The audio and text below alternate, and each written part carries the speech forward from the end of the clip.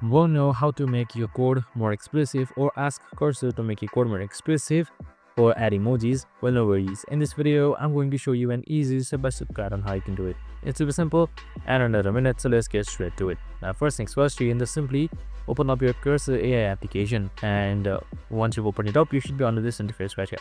So I have a C# code, so in order to make it more expressive, in order to ask Cursor AI, just simply type Ctrl+A, which will select the entire code, and here you can see quick edit, just simply select that.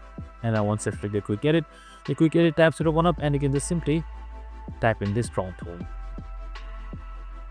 Then just simply select enter, and it should now generate. Make sure you have a stable Wi-Fi for faster generation, and it should generate your code easily. And you can just simply select keep changes and keep it, and that's it. Super simple and easy. I hope this video helped.